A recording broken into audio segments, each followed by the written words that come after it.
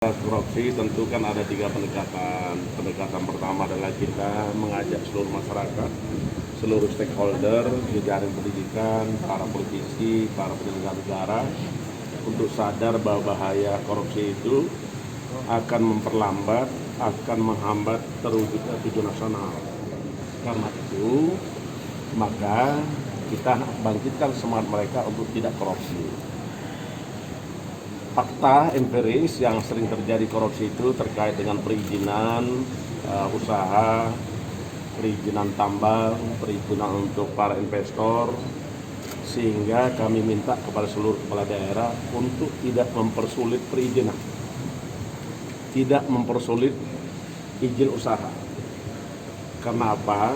Karena kalau itu dipersulit, maka tentu para investor tidak ingin masuk ke daerah kita. Terkait dengan pengadaan barang jasa, tentu kita akan lakukan bagaimana supaya pengadaan barang jasa ini dilakukan secara elektronik juga, sehingga tidak ada pertemuan antara pemberi jasa dan yang akan mengerjakan. Oke.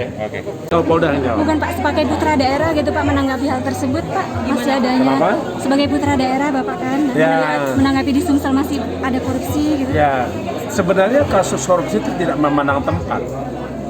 Tinggal bagaimana seluruh penyelenggara negara itu lebih efektif dalam tata kelola keuangan.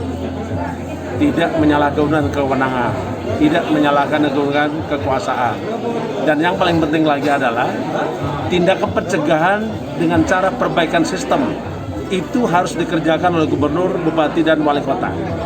Karena kalau ingin memberantas korupsi, bupati, wali kota, DPRD, gubernur, itu yang berada di depan untuk menghentikan tindakan korupsi.